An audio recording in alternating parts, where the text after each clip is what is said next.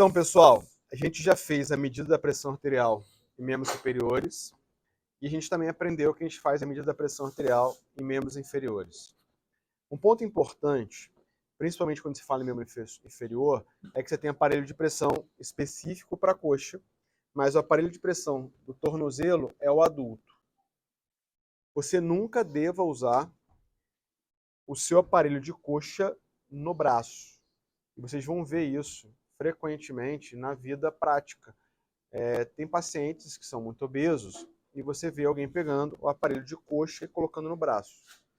A gente aprendeu que se a circunferência do braço tiver mais que 50 centímetros, você deve aferir no antebraço.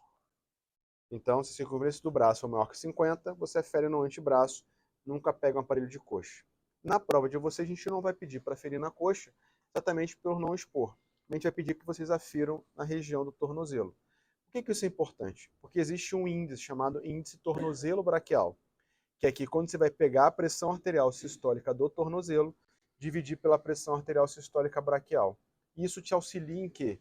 Isso vai te dar um valor que, se menor que 0,9, determina que esse paciente provavelmente tem uma doença ateromatosa que irriga esse membro, que pode irrigar os dois, que pode ser nos dois a diferença. Se for nos dois membros, a doença provavelmente ela é central, da aorta.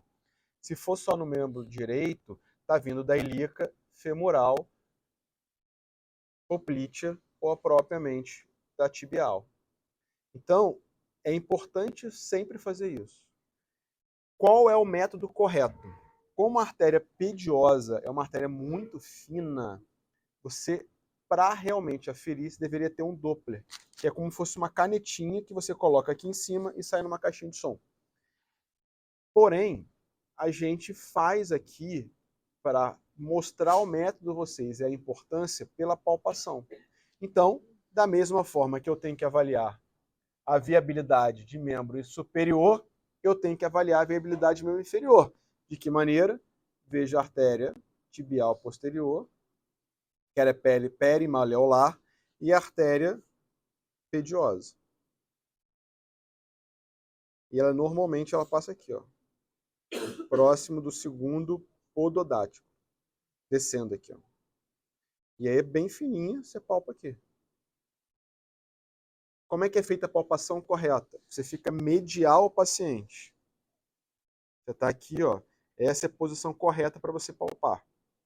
A gente está aqui gravando para vocês terem um acesso melhor. Feito isso, a artéria está passando aqui, ó. Manguito abraça a artéria. Então,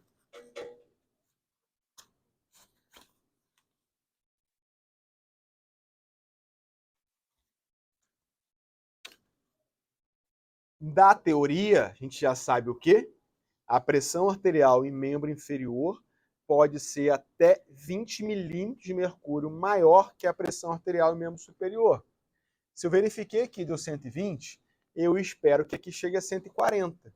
Então você vai usar a métrica que você pegou aqui em cima, vai somar 20 e vai aferir aqui embaixo. Então, se eu sei que é 120, eu vou insuflar até quanto? 140. Então, eu vou insuflar em 140, vou palpar a pediosa e vou desinflar lentamente, para eu encontrar principalmente aqui a pressão arterial sistólica. Então, o que eu quero saber? O momento que o pulso volta. Ou posso fazer o contrário. Eu palpo o pulso, insuflo lentamente e vejo em que momento o pulso some. Porque o correto, como a gente já falou, é ter um aparelhinho, que é uma canetinha, ligada a uma caixinha de som, que você mede o som do fluxo arterial passando. É chamado de Doppler. E é assim que você faz. Como a gente não tem esse Doppler aqui, a gente faz isso de método palpatório, para que vocês tenham a noção da importância de medir a pressão arterial no membro inferior. Para que você faz isso? Para definir o índice tornozelo braquial. Então, você vai encontrar aqui um valor de pressão e vai dividir pela pressão arterial da artéria braquial.